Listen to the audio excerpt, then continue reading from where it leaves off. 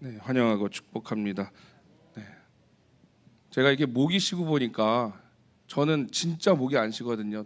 수련회 가서 2박 3일 막 기도를 해도 저는 목이 안 쉬어서 너무 티가 안 나서 야 이게 목이 좀 쉬어야 되는데 발성을 해서 그런지 몰라요. 근데 오늘 이게 목이 쉰 건 기도를 열심히 해서 그런 게 아니라 감기가 걸려서 그런 건데 이게 또 쉬고 보니까 기도할 때랑 이게 할 때 좀 은혜가 되네요. 네.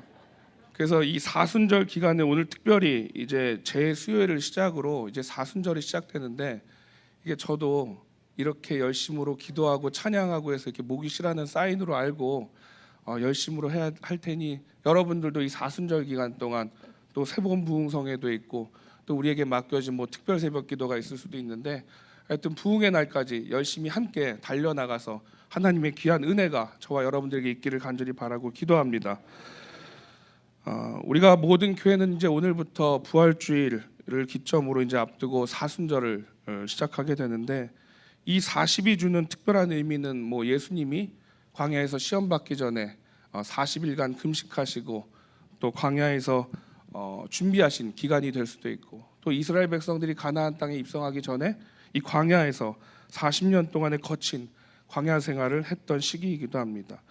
우리도 이제 부활 전까지 6번의 주일을 빼고 40여 이 시간을 뭐 금식과 특별기도, 경건 훈련을 하게 되는데 매년 이 사순절이 돌아오면 우리도 결심을 하지만 이제 십자가 예수 그리스도를 기억하고 우리가 기념하면서 우리의 참된 회개를 통해서 이 기간 동안에 우리의 영이 다시 한번 소생하고 깨어나고 회복되는 역사가 우리 모두에게 있기를 간절히 바라고 소망합니다. 오늘 이 시편을 보게 되는데 시편은 총 150편으로 되어 있죠. 많은 부분을 오늘 본문에서도 나오는 이 다윗이 담당하고 있는데 이 본문의 주인공인 다윗은 이스라엘의 두 번째 왕이기 이전에 정말 순수하게 우리가 잘 알다시피 하나님을 찬양하고 또 춤추며 하나님께 영광 돌렸던 그러한 예배자였습니다. 그래서 시편 150편 중에 73편을 이 다윗이 썼고 탈무드에도 기록된 것을 보면 다윗과 10명의 장로들에 의해서 이 시편이 기록되어졌다고 할 정도로 다윗은 정말 평생 동안 많은 이 찬양을 하나님 앞에 올리게 됩니다. 그런데 그런 다윗도 하나님 앞에 엄청난 이 돌이킬 수 없는 죄를 짓고 회개하는 장면이 오늘 이 시편 51편을 통해서 나오게 됩니다. 사실 우리도 이 죄에서 자유로울 수 없죠. 자유로울 수 없는 것이 우리 인간이 됩니다.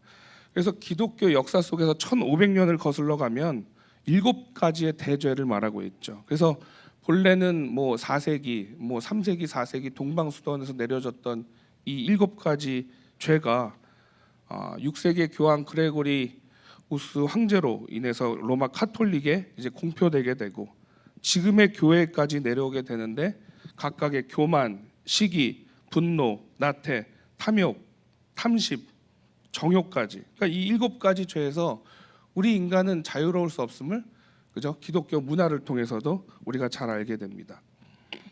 그러니까 늘 주님을 찬양하고 그 말씀 듣기를 청종했던 정말 시편 23편의 여호와는 나의 목자시니 내게 부족함이 없으리로다 이렇게 찬양했던 다윗도 이 죄 앞에서는 여지없이 무너지게 되는 것을 우리가 보게 됩니다.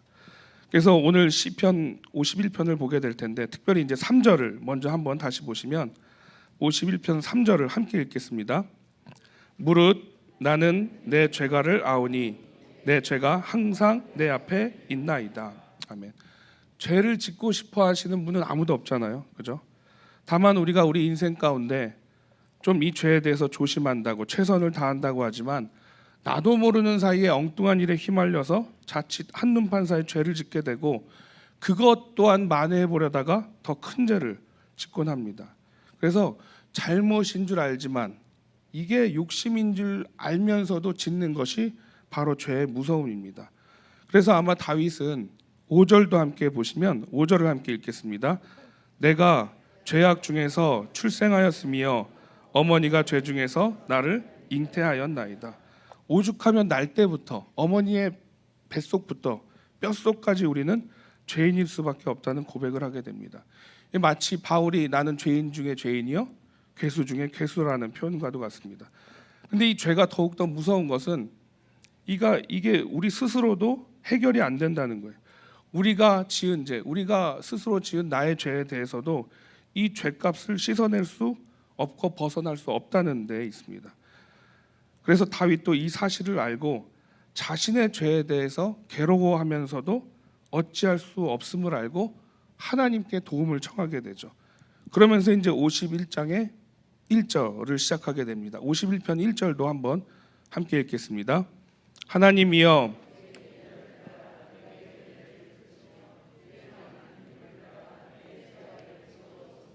아멘. 그리고 4절 중간에 주께서 말씀하실 때 의로우시다 하고 주께서 심판하실 때 순전하시다 하리이다. 그러니까 이 죄는 주님이 개입하시지 않으면, 주님이 함께 하시지 않으면 이 죄의 문제가 해결이 안 된다는 거예요. 다행인 것은 그런 죄인을, 우리를 그와 같이 하나님은 놔두시지 않으시고 오늘도 그 방황하는 영혼들을 죄에서 끝을 내시기 위해서 주님은 십자가 앞에 서게 하신 줄로 믿습니다.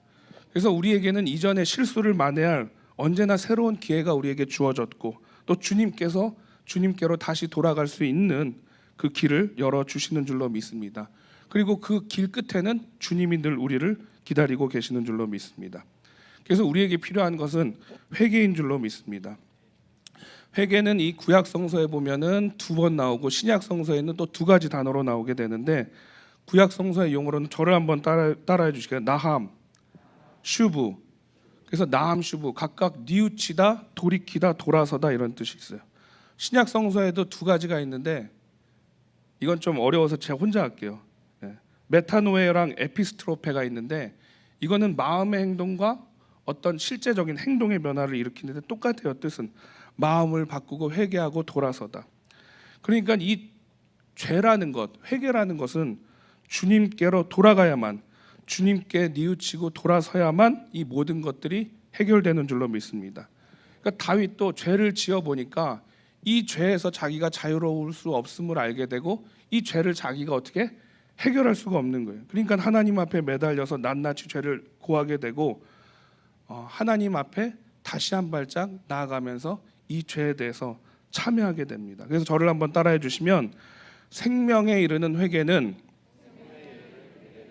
하나님과의 관계에서만 가능합니다. 아멘. 그러니까 생명에 이르는 회개는 우리 스스로 안 된다는 거예요. 이게 생명으로, 죄의 삭은 사망이라고 그랬는데 이 사망이 아니라 생명으로 가야 될 것은 하나님께 달려 있는 줄로 믿습니다. 그래서 우리가 이 사순절 기간에 정말 10절의 아름다운 말씀처럼 10절을 한번 읽어볼까요? 51편 10절을 함께 읽겠습니다. 하나님이여 내 속에 정한 마음을 창조하시고 내 안에 정직한 영을 새롭게 하소서. 아멘. 이 믿음의 고백이 우리가 속한 모든 공동체의 고백이 되기를 간절히 바라고 기도합니다.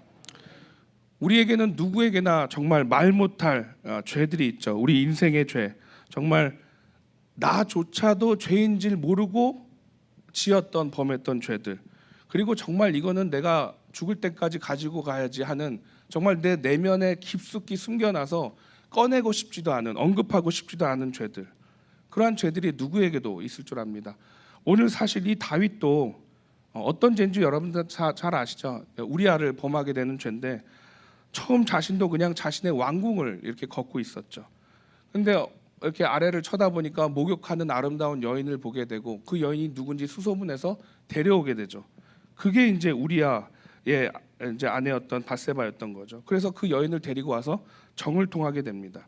근데 성경에서 보통 목욕했다는 말이 쓰여 있다는 거는 어떤 부정한 몸을 깨끗이 씻고 정말 그냥 직역으로 하면 임신할 가능성이 0%예요. 거의 없다는 얘기입니다.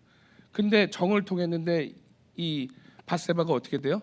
덜컥 임신했다는 소식을 이 다윗에게 알리게 되죠. 그러니까 이게 자신의 충직이었던 우리아 장군이 알면 안 되니까 어떻게 해요? 다시 왕궁으로 불러들입니다. 그래서 전쟁터의 상황과 어떤지 이제 안부를 묻고 집으로 돌려보내요. 왜 집으로 돌려보내요? 아내랑 잠자리를 갖게 하기 위해서. 근데 이 우리아가 보통 사람이 아니죠. 먹을 것 주고 술도 주고 목욕하게 했는데 대걸 문간에서 자신들의 종과 함께 지냅니다.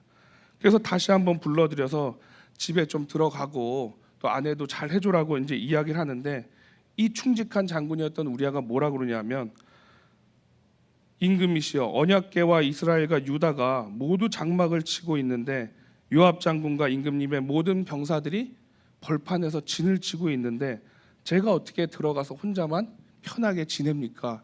이런 말을 하는 거예요. 그러니까 도저히 자기가 아무리 꾀를 써도 안 되니까 어떻게 해요? 자신의 군단장이었던 요압을 시켜서 전쟁터의 가장 앞선에 서게 해서 이 우리아 장군을 죽게 만들어요. 그때만 해도 이 다윗은 이제 됐다 이렇게 생각했을 거예요. 나중에 시간이 한참을 난 다음에 하나님이 누구를 보내요? 나단 선지자를 보내서 꾸중하고 책망하게 하죠. 그게 벌써 죄를 짓고 10개월이 지난 시기였어요. 그때가 돼서야 이 다윗이 자신의 죄를 알게 되고 철저하게 회개하면서 지은 시가 오늘 이 51편 시편 51편 본문이 됩니다.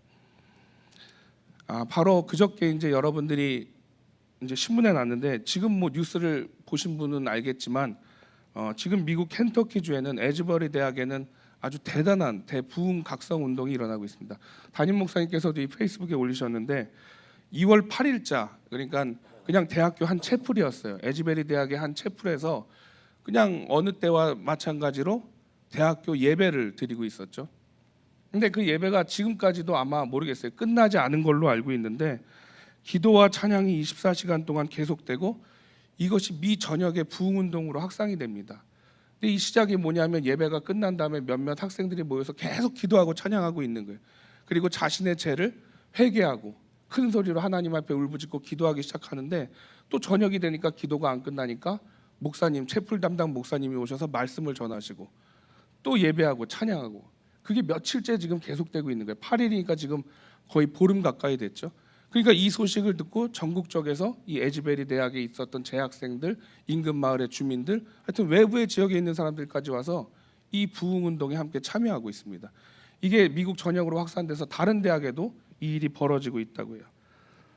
이 운동들의 특징이 무엇인가 하면 채플 예배 시간을 통해서 한 개인이 자신의 죄를 낱낱이 회개하고 고백하면서 성령 부흥 운동이 시작되게 됩니다. 우리가 잘 아는 그 평양 대부흥의 운동의 어떤 모체였던 뭐가 있죠? 원산 부흥 운동이 있잖아요. 이 원산 부흥 운동도 사실 2명의 여성 그 선교사들이 먼저 이렇게 기도하다가 시작이 되는데 한국인들 가운데 좀 부흥 운동이 일어나게 해달라고 선교사들을 이렇게 모집해서 함께 기도하게 되죠. 그러면서 이제 하디 의료인 선교사였던 하디 선교사한테 말씀을 좀 전해달라고 부탁을 합니다. 근데 이 하디 선교사가 3일 동안의 이 말씀을 이렇게 준비하다가 자신이 은혜 받고 자신이 부흥회를 통해서 회개를 하게 돼요. 그게 어떤 내용이냐면 먼저는 자신이 많이 배운 사람이라는 거예요. 그래서 학력에 대한 교만함에 대해서 회개를 하고 또 의사라는 직함에 대해서 교만함을 회개하고 내가 영국 시민이고 백인 우월주의를 갖고 있음에 회개를 하게 되고 무엇보다 내가 이 한국이라는 미개한 땅에 와서 지금 복음을 가르치고 있다는 어떤 편견과 인종차별에 대한 깊숙한 것에 대해서 철저하게 이 부흥회를 통해서 은혜 받고 울면서 회개하게 됩니다.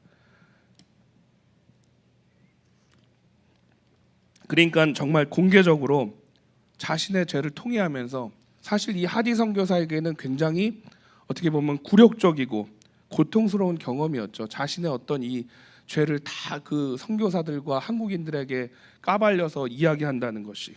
근데 이 실제 회개로 인해서 동료 선교사들도 회개하게 되고 이게 나중에 평양 대부흥 운동까지 이어지게 됩니다. 우리가 성경에서도 보면 이스라엘 성벽 재건 공사를 했던 느헤미야. 사실 이 느헤미야는 고향 땅이 어딘지도 모르는 이민자의 후손이었죠. 그리고 당시의 최고위층 바사 제국, 페르시아 제국의 술 맡은 관원, 아주 올라갈 수 있는 최고 고위관직에 있었던 사람이었습니다. 그런 그가 고향 땅의 소식을 듣고 성벽이 무너졌다는 소식을 듣고 성벽을 재건하러 오면서 첫 번째 했던 일이 무엇이냐면 기도였죠. 그래서 느헤미야 1장 4절에 보면 울며 슬피 앉아 하늘의 하나님 앞에서 금식하며 기도하게 됩니다. 근데 그가 했던 기도가 이래요. 이제 종이 주의 종들인 이스라엘 자손을 위하여 주야로 기도하오며 우리 이스라엘 자손이 주께 범죄한 죄들을 자복하오니 주는 귀를 기울이시며 눈을 여시사 종의 기도를 들으옵소서. 나와 내 아버지의 집이 범죄하여 주를 향하여 크게 악을 행하여 주께서 주의 종 모세에게 명령하신 계명과 율례와 규례를 지키지 아니하였나이다. 이렇게 기도를 해요. 그러니까 이스라엘이 죄를 지을 때 사실 그 나라에도 없었던 아무것도 모르는 이 이민자의 자녀고 후손이었던 이 느헤미야가 그냥 이제는 이 페르시아에서 부귀영화를 누리면서 살면 되는데 하나도 상관없을 이 이스라엘 백성들을 위해서 자신이 먼저 하나님 앞에 자복하고 회개하는 기도를 올리게 됩니다. 이제 사순절 기간인데 사실 이 죄는 우리에게 있어서 늘 도사리고 있고 또 이 죄 앞에 자유로운 인간은 아무도 없습니다. 어쩌면 인간이기 때문에 이 죄와 늘 싸워야 되는지도 모릅니다. 그러나 우리는 늘 예수 그리스도 십자가 앞에 이 회개할 수 있는 기회가 있는 줄로 믿습니다. 이 사순절 기간 동안에 주님 내 속에 정한 마음을 창조하시고 내 안에 정직한 영을 새롭게 하여 주시옵소서. 주님이 하시지 않으면 우리는 또 동일한 죄를 지을 수밖에 없는 죄인입니다. 오늘 이 다윗의 고백이 우리의 고백이 되기를 간절히 바라고 기도합니다. 그래서 우리의 이 작은 회개 하나가 정말 어쩌면 큰 부흥과 변화의 시작이 되기를 간절히 기도해 봅니다. 우리가 이 사순절 기간 동안에 우리를 열심히 올가매고 있는 이 죄악을 벗어버리고 정말 주님이 주시는 보혈의 은총으로 새롭고 거룩한 옷을 입고 주님의 자녀로 살아가시는 그러한 복된 삶이 되시기를 간절히 바라고 기도합니다. 우리 하늘 양식에 있는 기도문이 있는데 함께 기도하고 마치겠습니다. 하늘 양식에 있는 기도문 함께 읽겠습니다. 주님, 과거의 실수에 사로잡혀 평생 종노릇하며 살지 않게 하옵소서. 하나님이 주시는 새로운 삶의 기회를 놓치지 않고 붙잡게 하옵소서. 죄를 철저히 회개하고 영적인 갱신을 위해 간절히 기도함으로 예비하신 새 삶을 살 수 있게 하옵소서. 예수님의 이름으로 기도합니다. 아멘.